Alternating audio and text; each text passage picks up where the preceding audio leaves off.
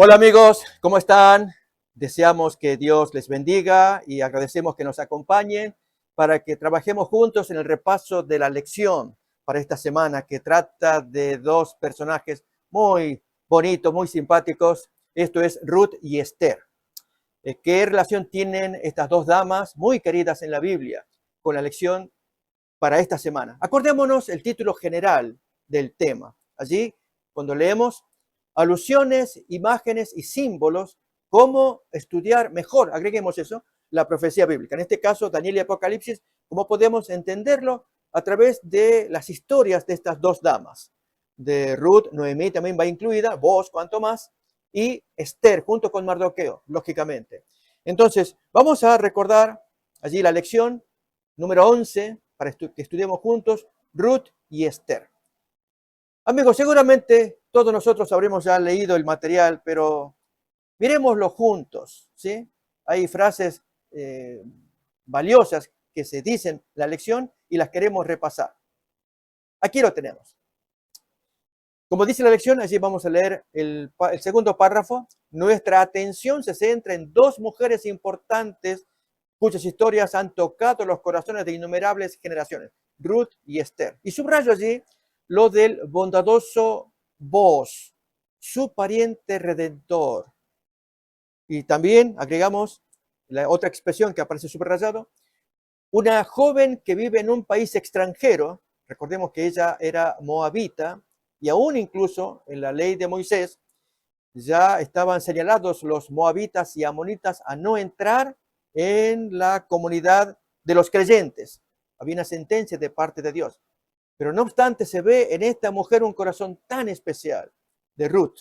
Y lógicamente es muy querida como ella amó a su suegra, como se expresó ante ella también. Pero podemos extraer lecciones de ello. Para ello, hablemos primeramente de Ruth. Ya nos tocará el turno con Esther. En el día domingo, hambre en la casa del pan. Efectivamente, Belén o Betlehem, es la pronunciación en hebreo, significa Bet es casa, Lehem es pan, casa del pan. En esa ciudad, Belén, pues el nombre llegó porque aparentemente había abundancia para comer, pero aquí que vino la hambruna. Así que vamos a leer algunos textos significativos y hacer los paralelos con la época presente, con la época de la iglesia también y aún de la humanidad. Una abundancia como la lección nos lo trae con respecto al jardín del Edén. Pero leamos entonces Ruth, capítulo 1, los primeros versículos, para apreciar aquello de la abundancia del pan y la hambruna. Así también Adán y Eva tuvieron abundancia en el jardín del Edén. Y cuando fueron echados, sufrirán la hambruna, y no solamente ellos, la raza humana después de ello. Pero leamos el texto, Ruth, capítulo 1, versículo 1 en adelante.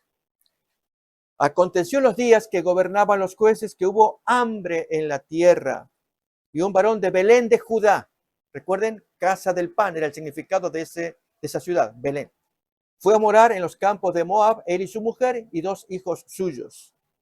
El nombre de aquel varón era Elimelech y el de su mujer Noemí, y los nombres de sus hijos eran Mahlón y Kelión, efrateos de Belén de Judá.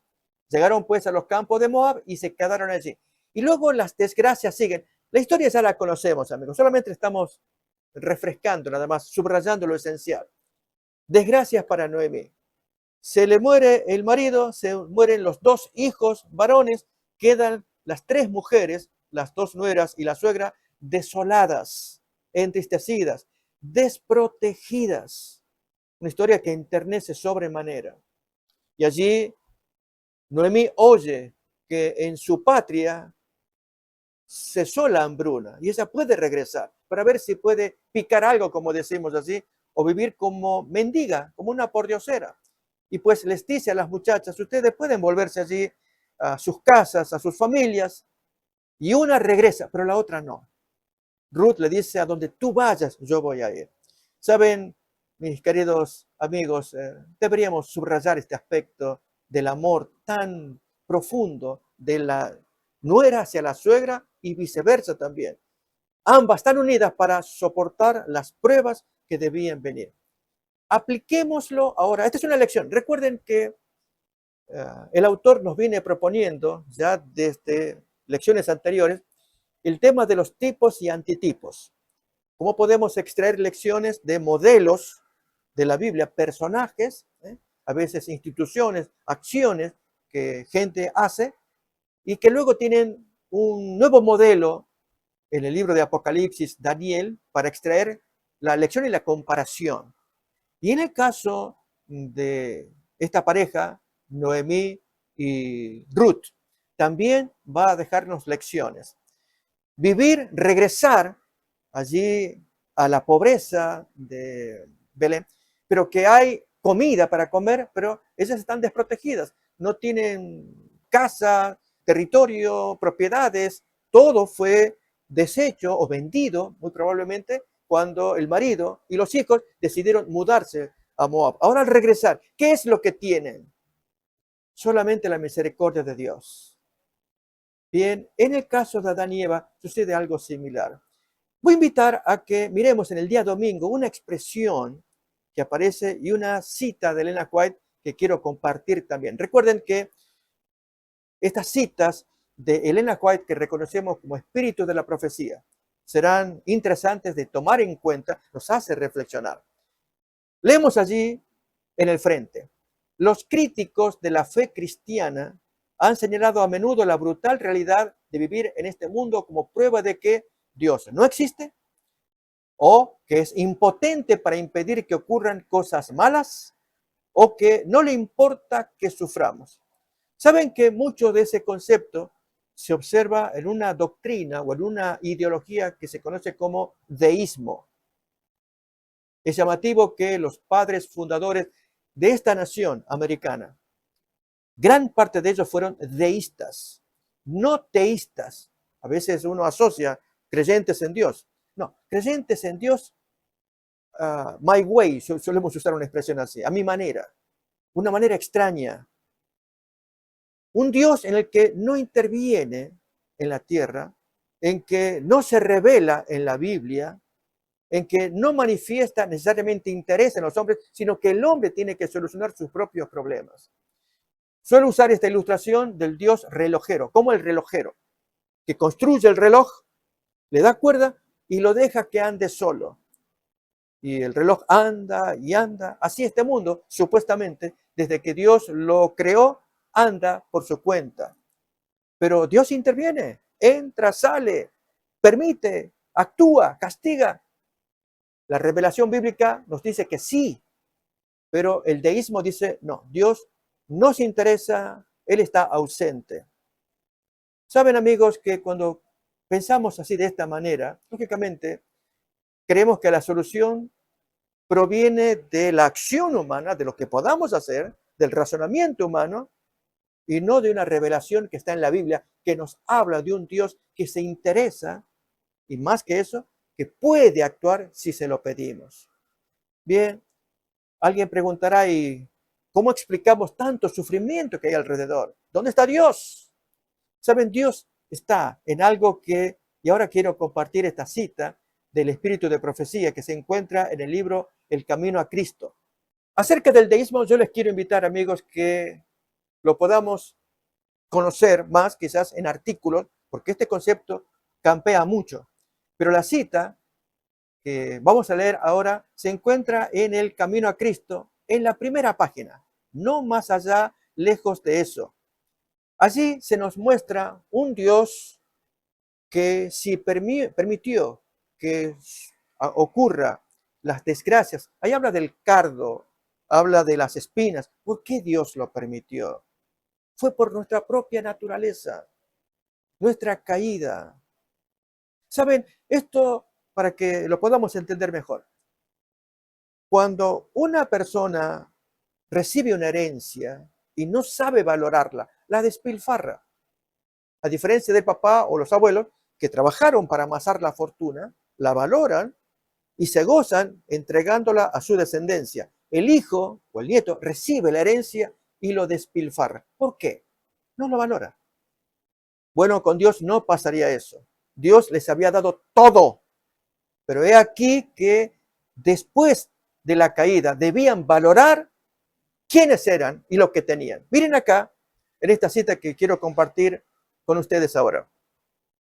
Dios hizo al hombre perfectamente santo y feliz, y la hermosa tierra no tenía, al salir de la mano del Creador, mancha de decadencia, ni sombra de maldición. La transgresión de la ley de Dios, de la ley de amor, fue lo que trajo consigo dolor y muerte. Alguien preguntará, pero ¿por qué tenemos que sufrir nosotros o Adán y Eva por comer una simple fruta? Queda más todavía. Sin embargo, en medio del sufrimiento resultante del pecado, aún se manifiesta el amor de Dios. Sigo leyendo más. Los cardos y espinas, porque quiero subrayar la frase que considero importante para señalar acá. Los cardos y espinas, las dificultades y pruebas que colman su vida de afán y cuidado, le fueron asignados para su bien. ¿Cómo es eso? Para su bien. Cardos, sufrimientos, tristeza, para nuestro bien. Noten por qué. Como parte de la preparación necesaria, según el plan de Dios, para levantarlo de la ruina y degradación que el pecado había causado. Oh, ¿vamos captando? Se nos habla de un hoyo, un pozo, una ruina, una degradación que el pecado causó y que hay que levantarlo. El tema es que nosotros no reconocemos ese hoyo. Decimos, yo llevo una vida normal. ¿Saben que cuando abrimos nuestra mente para percibir las desgracias que nuestro pecado, nuestra naturaleza pecaminosa, nuestra soberbia, orgullo, impaciencia, desdén, todo eso, hermano, forma parte de nuestra naturaleza y es el hoyo en el cual estamos y Dios quiere levantarnos del hoyo. Para eso, Dios permite los afanes que nos rodean, cuidados, preocupaciones, para que apreciemos que Dios quiere darnos una mano para levantarnos de nuestro propio orgullo, de nuestra propia impaciencia, de nuestro propio desdén, de nuestro descuido. Dios nos va a levantar. Bien, algo similar ocurrió con la familia de Noemí. Ellos salieron de un lugar abundante, hubo hambruna, fueron a Moab, regresan, ahora Noemí con su nuera, absolutamente desvalidas, sin marido, sin hijos, ellas solitas, como pordioseras, a ver qué es, cómo pueden sobrevivir. Pero Dios tenía un plan para ellas. Así que quiero invitar, mis amigos, a que leamos porciones de la Biblia y luego compararlas con Apocalipsis y Daniel también. Una de ellas aparece en Ruth capítulo 2, versículo 19 en adelante, cuando Noemí le pregunta a la nuera, ¿cómo te fue? Algo así como, ¿cómo te fue con la mendicidad? Qué triste, ¿verdad? Fuiste a mendigar, ¿qué conseguiste? Algo para nosotros, para que comamos.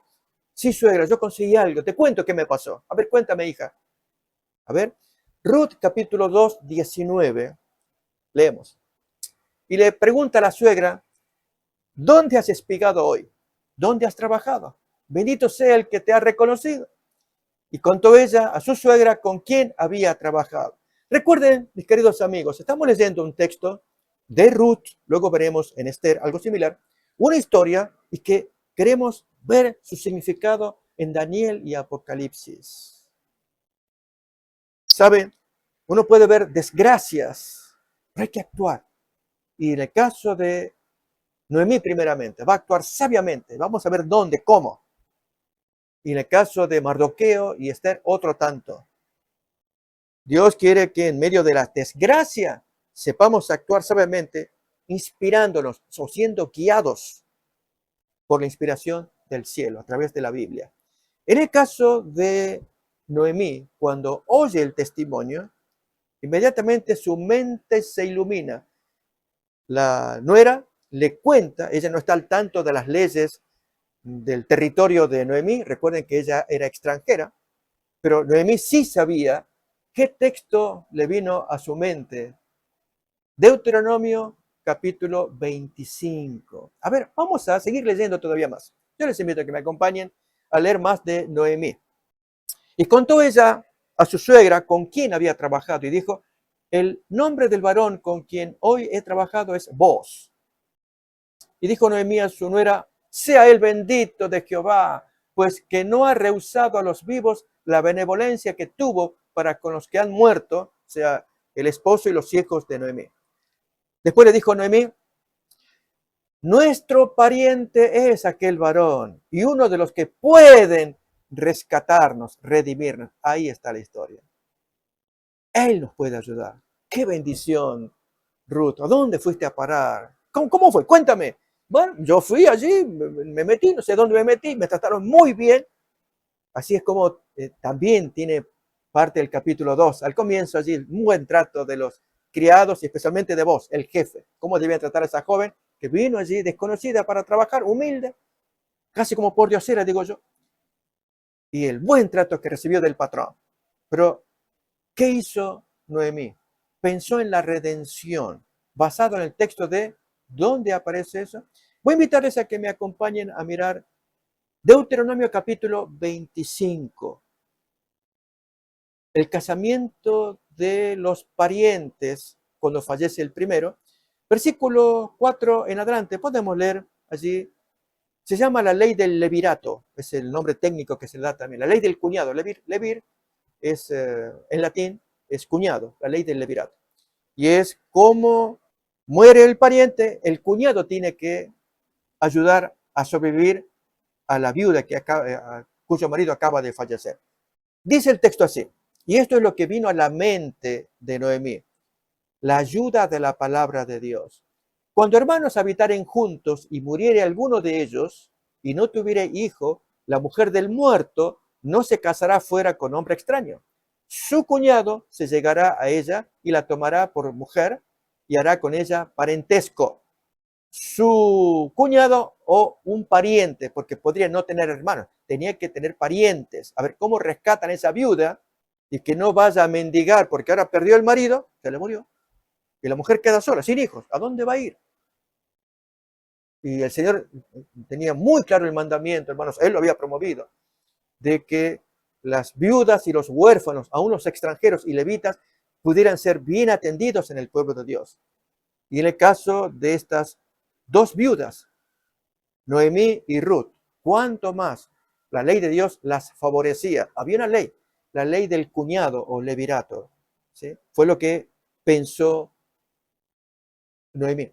¿Ustedes se acuerdan, amigos, cuando en Mateo 22 también aparece el mismo concepto, pero contado al revés, como viene de la mente de los saduceos en este caso, como ellos no creían en la resurrección? Le plantean a Jesús una pregunta similar. Entre nosotros hubo un caso de una mujer que se casó con el marido y el marido murió. Y entonces se casa con el cuñado y muere también. No tienen hijos. Y así con el tercero, el cuarto, quinto, hasta 7 hombres pasaron con esa señora. Y murieron todos. Si existe resurrección, eh, pregunto, y era la pregunta capciosa de los saduceos: ¿de quién será esposa esa mujer si tuvo 7 maridos? ¿Resurrección? ¿Cómo es eso? Y recuerden la respuesta de Jesús: ustedes yerran ignorando el poder y la palabra de Dios. Recuerden ese texto que aparece en Mateo capítulo 22. Bien, esa historia nos refresca esta que estamos escuchando de Deuteronomio capítulo 25. Amigos, ahora pongámonos a pensar, ¿qué ocurre cuando aplicamos estos principios a la historia de Jesús y de la humanidad? La humanidad estando totalmente desolada, perdida. ¿Hay algún rescate? Vamos a mirar entonces esos rescates tal como revela la palabra de Dios. Textos que nos inspiran. Segunda carta a los Corintios, capítulo 8, versículo 9. Hay una diferencia con vos, todavía no miramos a vos, ya vamos a mirar, pero miremos esa pobreza en la que el hombre y la raza humana ha caído. ¿Y qué hizo el Señor en nuestro rescate? En el caso de vos se portó muy varonilmente, muy gentilmente, pero fue Noemí la que recurrió a la Biblia para ver cómo podía mover la palabra de Dios en el corazón de vos, y logró resultado. Vos actuó, supo que había un texto bíblico que lo obligaba moralmente. En el caso de nuestro Señor, viendo la raza humana desolada, desvalida, ¿qué hizo? nuestro Dios reveló su amor.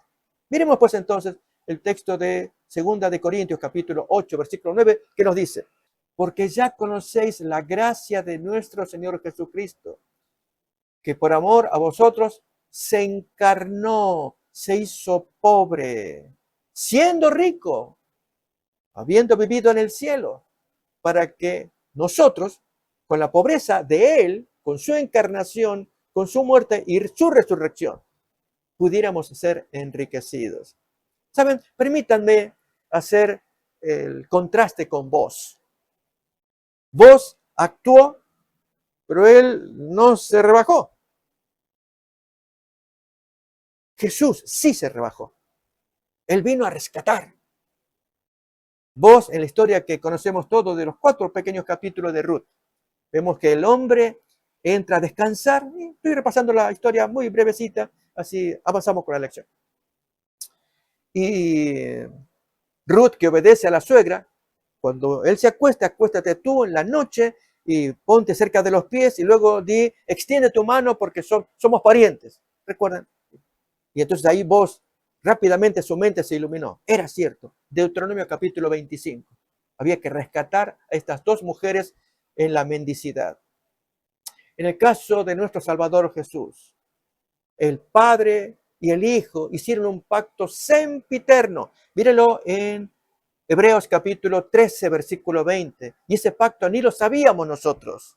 Pero por ese pacto Jesús se hizo pobre, siendo rico, para que nosotros, tomando de esa pobreza, pudiéramos ser enriquecidos. Un pacto eterno celebrado entre el Padre y el Hijo. Hebreos capítulo 13, 20 nos dice: y el Dios de paz, que resucitó de los muertos a nuestro Señor Jesucristo, el gran pastor de las ovejas, por la sangre del pacto eterno. Había un pacto que habían celebrado el Padre y el Hijo. Sangre que ya estaba estipulada desde antes de la fundación del mundo. Nos dirá Primera de Pedro, capítulo 1, versículos 18 al 20. Texto que leemos también. Esto estaba planeado en el amor del Padre y el Hijo, viendo la desgracia en la que la raza humana caería por su propia culpa, por sus decisiones, sus pecados, la maldición que sobrevendría, maldición que sería dada para levantarlo del hoyo en el que estaban, porque la naturaleza humana se había degradado tal. Yo hablé de cuánto defecto que desarrollamos, hablé el ejemplo de el mayor, papá, abuelo, que le lega la herencia a ese nieto, pero él es un despilfarrador, porque no logró edificar su naturaleza y despilfarra todo. En el caso del hombre, para que no despilfarrara todo lo que Dios le había dado, la bella creación, la maldijo. Y a partir de allí el hombre tenía que levantarse de ese hoyo causado por su naturaleza pecaminosa. Todos estamos incluidos aquí. Leamos pues entonces 1 de Pedro capítulo 1, versículo 18 en adelante. Sabiendo que fuisteis rescatados de vuestra vana manera de vivir, la cual recibisteis de vuestros padres, no con cosas corruptibles como oro o plata, sino con la sangre preciosa de Cristo, como de un cordero sin mancha y sin contaminación, ya destinado desde antes de la fundación del mundo, pero manifestado en los postreros tiempos por amor de vosotros. A la hora de comparar ambas historias, la de Ruth y Noemí, con la historia de la raza humana, y cómo el pariente cercano, recuerdan, esta es la historia de vos, el pariente que rescata, así Cristo que se hizo de carne con nosotros, siendo rico se hizo pobre para que nosotros fuésemos enriquecidos gracias a su pobreza. Así también vos que rescata a Noemí y a la suegra por ser el pariente más cercano.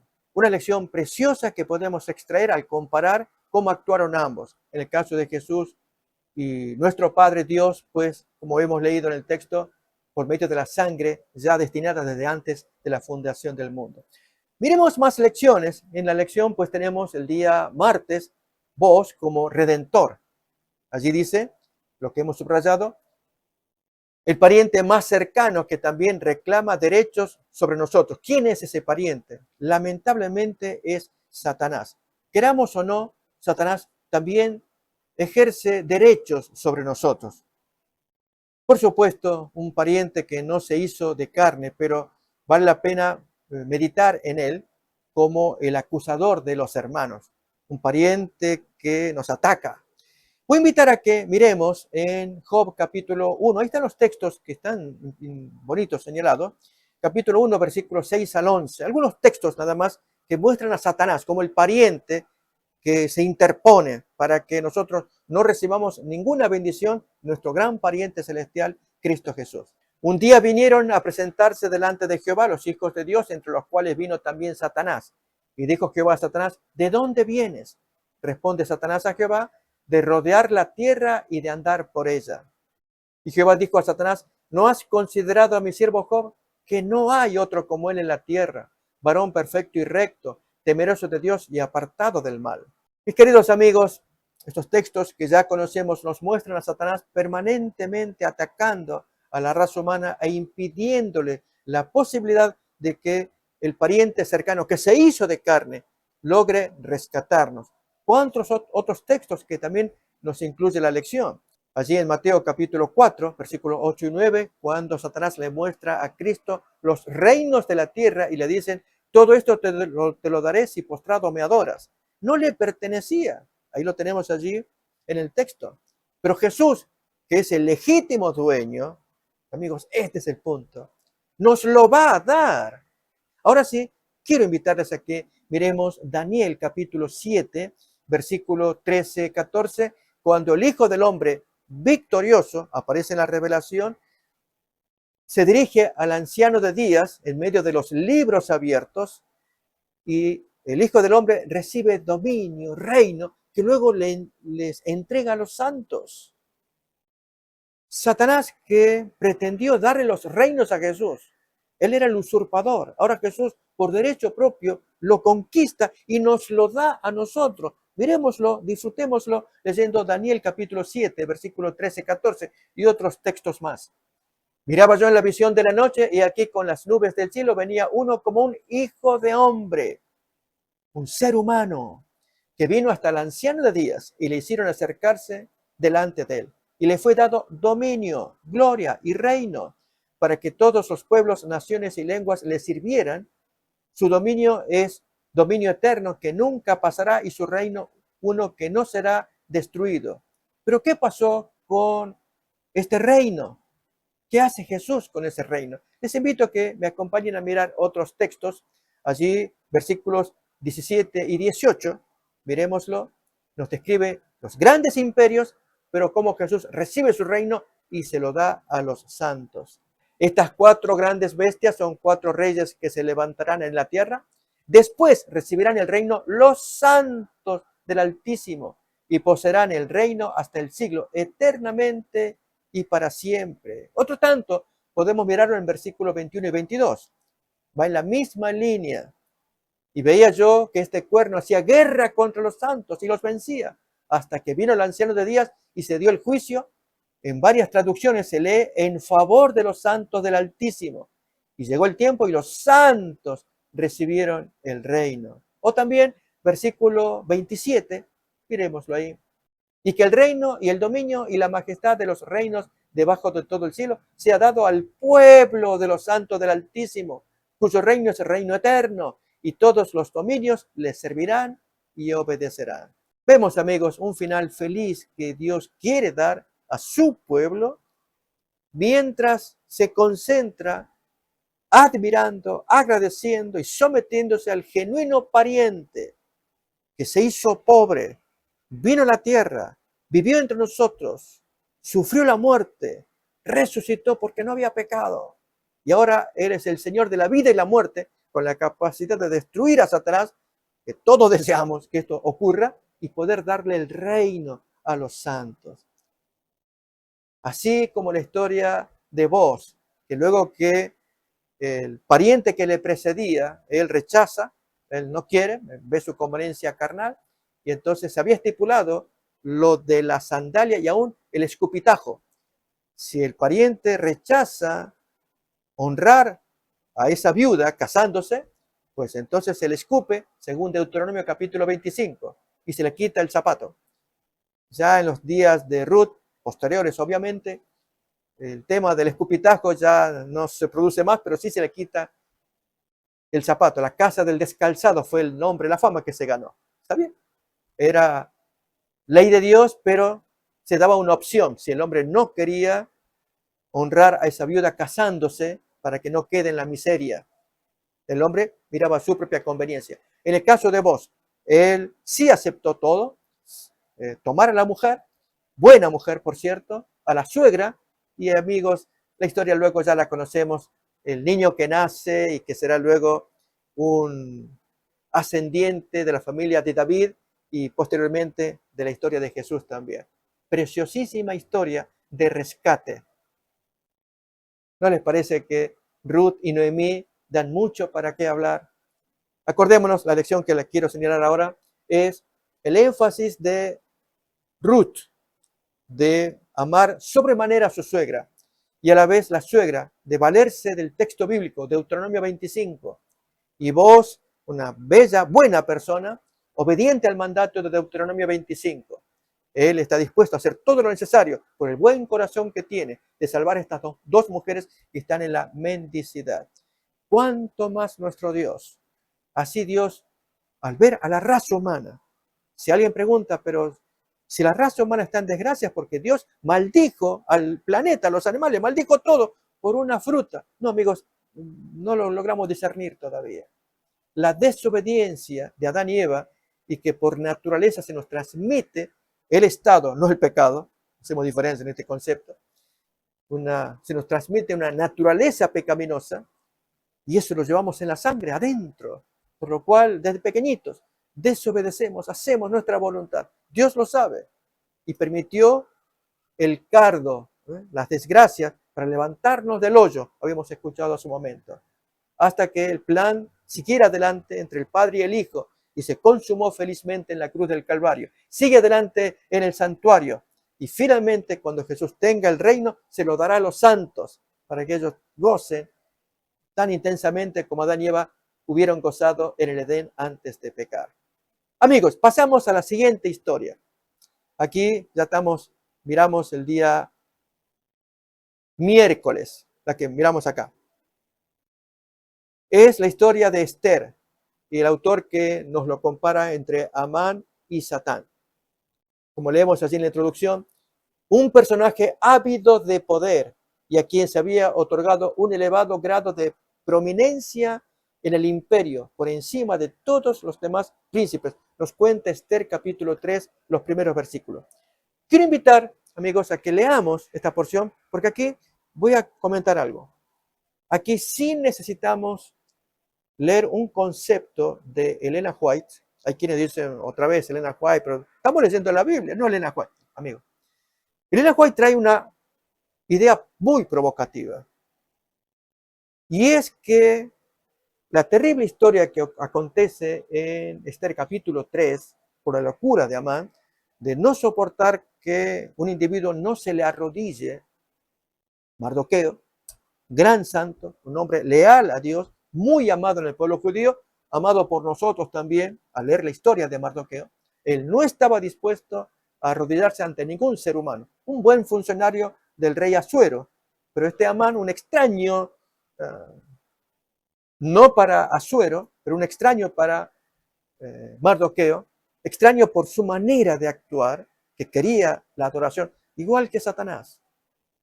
Bien, Mardoqueo desata la locura de exterminar a toda la gente, no solamente a Mardoqueo, a todos aquellos que se le parezcan. Y no imagina cómo Dios puede actuar de una manera asombrosa. Ahora, la parte que interesa, amigos, es que los sucesos de la historia de Esther, que vamos a mirar ahora, hay una cita provocadora de Elena White que dice, así sucederá en los días finales. ¿Cómo es eso? Al leer la profecía de Apocalipsis 13, la marca de la bestia, y una profecía posterior, el Armagedón, ahí vamos a entender mejor cómo la historia de Esther y Mardoqueo, de Esther capítulo 3 en adelante, nos enriquece, aún capítulo 8 y 9, el 8, la liberación de los judíos del asalto mortal que Amán había planeado hacer contra los judíos, y que el rey Asuero, entendiendo la maldad, pues hace caso a su esposa Esther da órdenes o contraórdenes de que los judíos ahora se autoprotejan y lo hicieron exitosamente. Bien, en los días finales va a suceder algo similar relacionado con el Armagedón. Pero amigos, leamos el texto y luego miraremos esa idea provocadora que nos trae Elena White. Esther capítulo 3, los primeros versículos en adelante. Después de estas cosas, el rey Asuero engrandeció a Amán, hijo de Hamedata Agageo, y lo honró, y puso su silla sobre todos los príncipes que estaban con él. Y todos los siervos del rey que estaban a la puerta del rey se arrodillaban y se inclinaban ante Amán, porque así lo había mandado el rey. Pero Mardoqueo ni se arrodillaba ni se humillaba. Y los siervos del rey que estaban a la puerta preguntaron a Mardoqueo: ¿por qué traspasas el mandamiento del rey?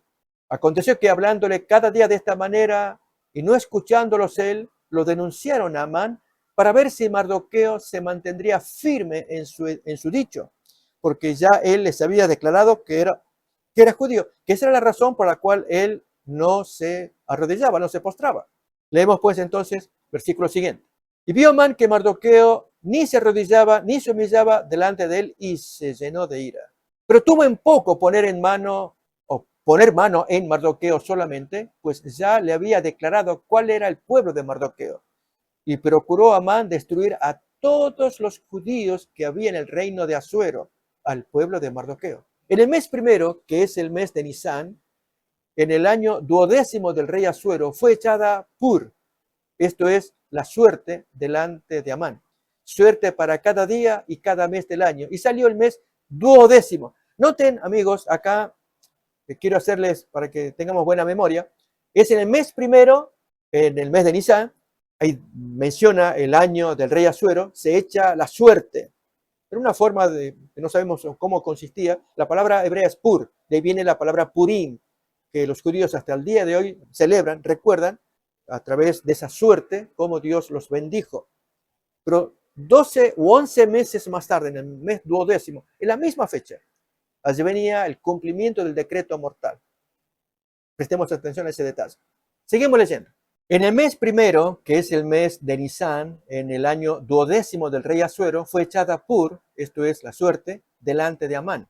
Suerte para cada día y cada mes del año. Y salió el mes 12º, que es el mes de Adar.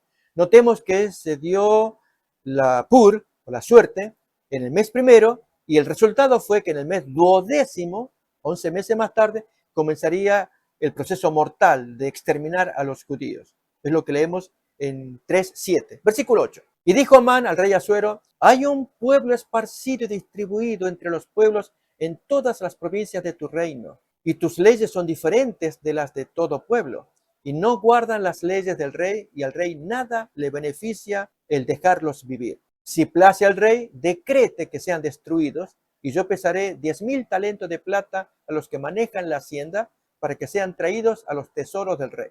Entonces el rey quitó el anillo de su mano y lo dio a Amán, hijo de Hamedata Agageo, enemigo de los judíos, y dijo: la plata que ofreces que sea para ti, y asimismo el pueblo, para que hagas de él lo que bien te parezca. ¿Está bien?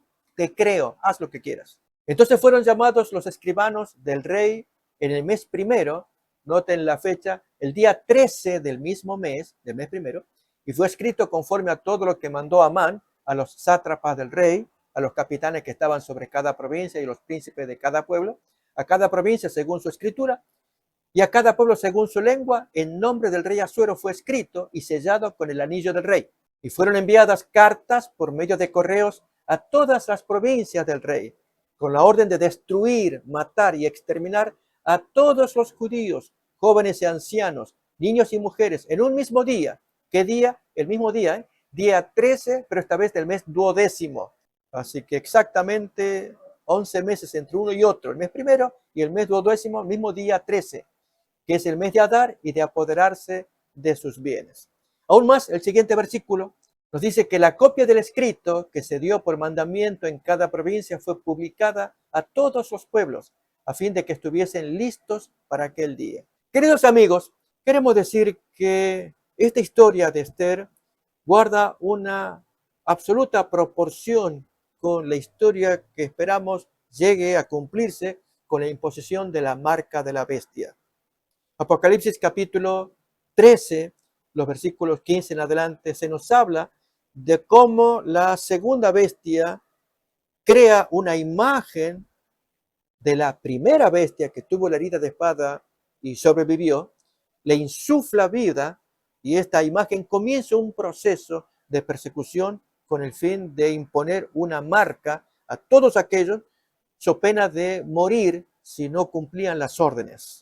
Voy a invitar a que miremos el texto y también luego aquel otro del Armagedón, que eso está más adelante todavía. Pero Apocalipsis capítulo 13, 15 dice: y se le permitió infundir aliento a la imagen de la primera bestia, para que la imagen, que era una estatua inerte, ahora hablase e hiciese matar a todo aquel que no la adorase. Y hacía que a todos, pequeños y grandes, ricos y pobres, libres y esclavos, se les pusiese una marca en la mano derecha o en la frente, y que ninguno pudiese comprar ni vender, sino el que tuviese la marca o el nombre de la bestia o el número de su nombre. ¿Por qué motivo hay semejante persecución e incluso intento de matar, de asesinato, a aquel que no la adorase? Recordemos que esto fue lo que quiso Amán, matar a Mardoqueo, porque Mardoqueo no se arrodillaba para adorar a Amán.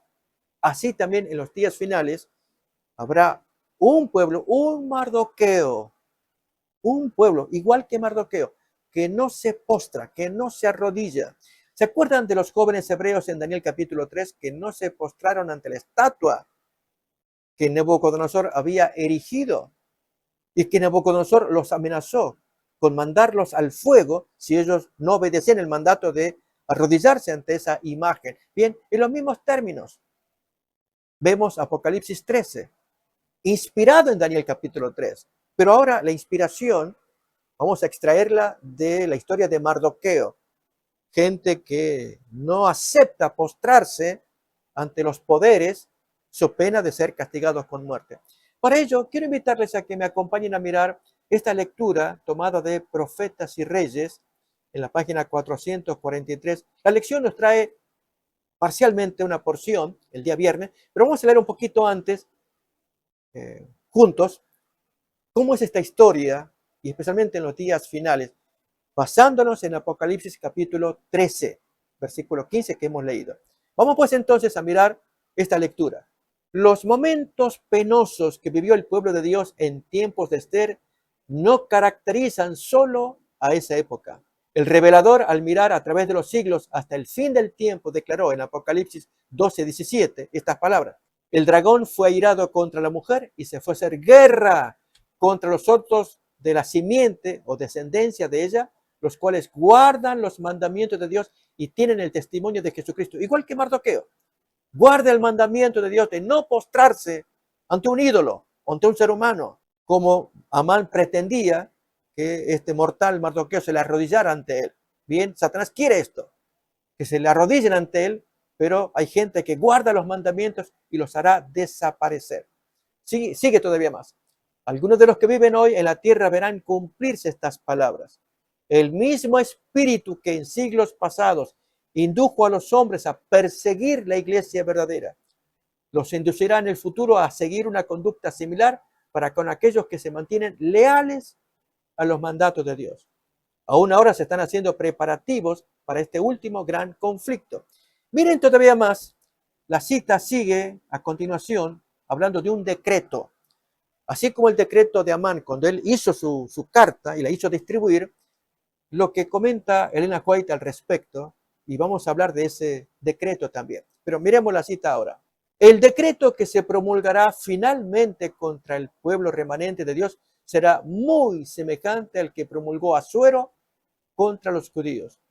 Lamentablemente, amigos, la Biblia no registra ese decreto, ¿no? o esa carta, pero sí aparece entre los apócrifos. En la Biblia Septuaginta, ustedes recuerdan que esa es la traducción griega del Antiguo Testamento hebreo, allí traducen al griego la mayor parte de los libros hebreos y agregan otros libros, pero agregan también esta carta que la vamos a leer. Lógicamente alguien dirá, pero no es inspirado. Es correcto, no es inspirado, no está en la Biblia hebrea, que es la Biblia estándar, la normativa, aparece en la Biblia griega. Pero el contenido de la carta apócrifa, por cierto, es muy revelador. Uno entiende cuál fue la mentalidad de Amán y de Asuero, lamentablemente engañado por Amán, y la mentalidad en el futuro, cuando impuesta la marca de la bestia y so pena de castigar a aquellos que no la adoren, tengan que sufrir la persecución. Pero leamos primeramente cómo sigue esta porción de la lectura que estamos leyendo y luego miraremos la carta que escribió Amán, que aparece en los apócrifos. Miremos. Dice, hoy los enemigos de la verdadera iglesia ven en el pequeño grupo que observa el mandamiento del sábado, recuerden que es el opuesto a la marca de la bestia, un Mardoqueo a la puerta. La reverencia que el pueblo de Dios manifiesta hacia su ley es una reprensión constante para aquellos que han desechado el temor del Señor y pisotean su sábado. Y ya luego, en el día viernes, amigos, aparece, vamos a leerlo juntos, también invito a que lo podamos repasar, está en la lección, ahí lo tenemos acá, estaba ahí en la cita, pero lo leemos directamente de la lección. Satanás despertará indignación contra la minoría que se niega a aceptar las costumbres y las tradiciones populares.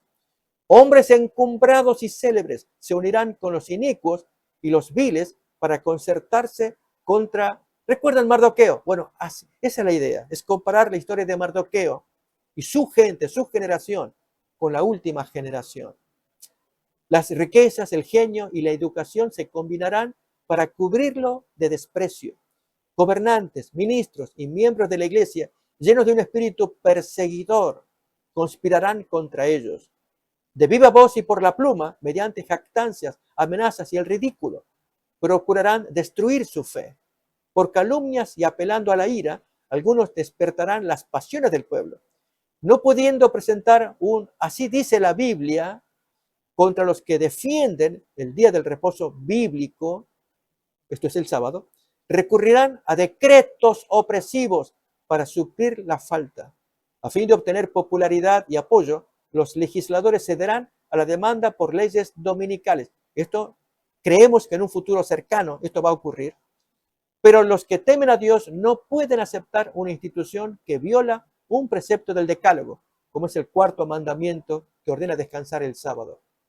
En este campo de batalla se peleará el último gran conflicto en la controversia entre la verdad y el error. Y no se nos deja en la duda en cuanto al resultado. Hoy, como en los días de Esther y Mardoqueo, el Señor vindicará su verdad y a su pueblo. Amigos, yo sé que en algunos de ustedes surge la pregunta, pero usted me está hablando del domingo y la marca de la bestia.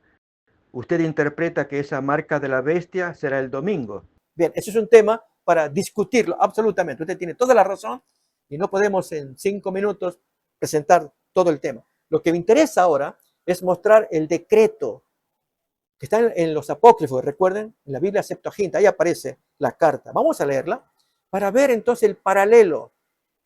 Si usted piensa que la marca de la bestia es otra cosa, con todo mi respeto, no va a haber inconveniente que usted sienta que es otra cosa. Lo que importa es la actitud del pueblo, de los gobernantes, contra la minoría opositora. Sea lo que fuere la marca de la bestia. Yo ya dije, es el domingo. Es el domingo contra el sábado. Es muy claro. La lucha entre el pueblo leal de Dios contra una marca del papado. Pero alguien puede creer diferente. Mi respeto. El punto ahora es la carta, el espíritu. Eso es lo que importa. Y amigos, eso prestémosles mucha atención. El espíritu no cambia. Cuando hay gente que piensa que la mayoría tiene razón y una minoría causan problemas, que es bueno sacarlos de en medio en su manera de interpretar las cosas. Saben, cuando uno siente que forma parte de una mayoría y que la mayoría está buscando comodidades, paz, seguridad, y hay una minoría disidente, se siente el deseo de acallarlos, que por causa de ellos son los culpables de las desgracias que están ocurriendo y se buscan chivos expiatorios, chivos culpables. Bien, miremos pues la carta, leámosla y ahí podremos entender mejor el argumento que estamos escuchando. Dice aquí, recuerden, este es el contenido de la carta que Asuero firmó por medio de Amán, Amán la habrá redactado, pero cuyo original no lo tenemos.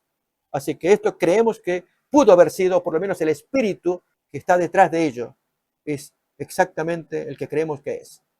He aquí el texto de la carta. El gran rey Asuero a los jefes y gobernadores, súbditos suyos, de los 127 provincias que van desde la India hasta Etiopía, les escribe lo siguiente. Puesto al frente de muchos pueblos y siendo señor de toda la tierra, he procurado no dejarme arrastrar por el orgullo del poder, sino gobernar siempre del modo más conveniente y benigno, manteniendo tranquilas en toda ocasión las vidas de mis súbditos, ofreciendo un reino culto y en seguridad hasta sus últimas fronteras y haciendo florecer la paz tan deseada de todos los hombres. Suena bonita la introducción. Queriendo yo saber por medio de mis consejeros cómo podría llevar a buen término mis intenciones, uno de ellos, distinguido entre todos por su prudencia y señalado por su inquebrantable lealtad y su firme fidelidad, segundo en el reino por su dignidad, Amán, nos denunció. Noten qué argumentos falaces vamos a escuchar a continuación. Nos denunció que se hallaba diseminado entre todas las tribus del universo, del reino de Asuero, un pueblo hostil, opuesto por sus leyes a todas las naciones, que rechaza constantemente las órdenes reales, de modo que no hay seguridad en el programa de gobierno que nosotros, con indiscutible acierto, venimos ejecutando. Es gente hostil. ¿Por qué habremos de tenerlos con vida? Vamos a leer a continuación. Considerando, pues, que este pueblo se mantiene aislado y en total oposición a todos los hombres. Uno se pregunta, ¿es cierto eso? ¿Acaso Mardoqueo no era un hombre leal que servía al gobierno y se vivía en armonía? Pero Amán vendió todo un producto mentiroso, usando falsos reportes y calumnias para convencer a quien debía mandar la orden, que era el rey Asuero. Y en total oposición a todos los hombres, que vive según leyes exóticas, el pueblo judío, y es hostil a nuestros intereses, llevando a cabo los peores crímenes. ¡Qué mentira! Para que no se consiga la estabilidad del reino. Hemos decidido que todos los que os han sido señalados en cartas de Amán, encargado de nuestros negocios y nuestro segundo padre, sean exterminados de raíz con sus mujeres y sus niños por la espada de sus enemigos, sin ninguna compasión ni miramientos, el día 14 del mes 12 de Adar del presente año. De modo que los malévolos de ayer y hoy desciendan en un solo día al Hades por la violencia y nos permitan gozar en los días futuros de perpetua paz y seguridad. Y allí luego comienza siguiendo el texto bíblico. ¿Notan, amigos? Ese es el espíritu. Bien, en los mismos términos nos revela la palabra de Dios la historia del Armagedón. A ver, vayamos pues entonces a Apocalipsis capítulo 16, versículo 12. Cuando los reyes del oriente, Cristo con sus ángeles, bajan a la tierra porque se ha secado el río Éufrates para poder tomar posesión de Babilonia, en cuyo seno están cautivos los del pueblo de Dios. Leemos acá. El sexto ángel derramó su copa sobre el gran río Éufrates y el agua de este se secó para que estuviese preparado el camino a los reyes del oriente, Jesús con sus ángeles. Y vi salir de la boca del dragón y de la boca de la bestia y de la boca del falso profeta 3 espíritus inmundos a manera de ranas, pues son espíritus de demonios que hacen señales y van a los reyes de la tierra en todo el mundo para reunirlos a la batalla. ¿Qué batalla es?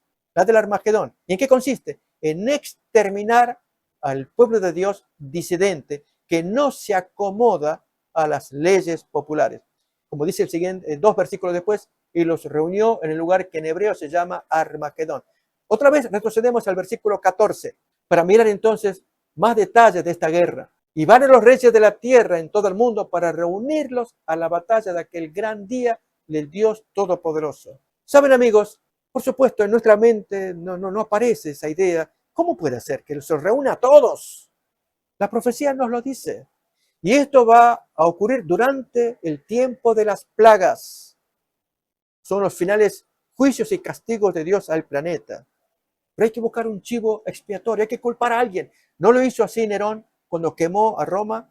y buscó a los cristianos para hacerlos culpables de la quema de Roma. Así también, cuando acontezcan las plagas, Apocalipsis capítulo 16, desde el versículo 1 en adelante, una plaga tras otra. Pero el texto dice que solamente cae la plaga sobre los que tienen la marca de la bestia en la frente o en las manos, sobre ellos, pero no sobre el pueblo de Dios que fue sellado con el nombre de Dios para ser protegidos durante el tiempo de las plagas. Ellos son salvados, ellos no sufren las plagas, pero sufrirán cuánta persecución. Y amigos, los pecadores harán culpables a esa gente que se resiste a las leyes populares, que no quiere guardar las leyes de la marca de la bestia, como los culpables de las calamidades y plagas que están ocurriendo alrededor. Hay que exterminarlos. Y se decretó un día, así como Amán decretó el día, recuerdan, 12º, el día 13 allí, todo el mundo vaya y extermine a esa gente. En Esther capítulo 8 se nos cuentan más detalles, muy bonitos, de la liberación, cómo hicieron los judíos por una contraorden que dio el rey Asuero. En este caso, ahora vamos a mirar, amigos, la parte final. Capítulo 16, versículo 15. La única forma de estar protegido del asalto final mortal. Y luego entonces del 15 saltamos al 17. 15, 16 y 17 de Apocalipsis, capítulo 16. Mírelo. He aquí yo vengo como ladrón. Bienaventurado el que vela y guarda sus ropas para que no ande desnudo y vean su vergüenza. Cuiden su vestimenta espiritual. Cuiden la justicia de Cristo que los cubre. Han sido salvados. Recuerden, ellos guardan los mandamientos de Dios y tienen la fe de Jesús que los cubre, el carácter de Cristo. Y así enfrentan el Armagedón. Y en ese momento, cuando están a punto de destruirlos, acontece lo siguiente. Leemos versículos 16 y 17. Y los reunió en el lugar que en hebreo se llama Armagedón. El séptimo ángel derramó su copa por el aire y salió una gran voz del templo del cielo, del trono, que decía, ya está, se acabó, hecho está. Y siguiente versículo. Entonces hubo relámpagos, voces y truenos y un gran temblor de tierra. La misma teofanía suele llamarse, que es la misma manifestación de la gloria de Dios cuando se dio la ley de Dios en el Sinaí. Éxodo capítulo 20, versículo 18. Trueno, relámpago. Así también Dios revela su voluntad y después destruye esa última generación que pretendía exterminar al pueblo de Dios para supuestamente recuperar la tierra.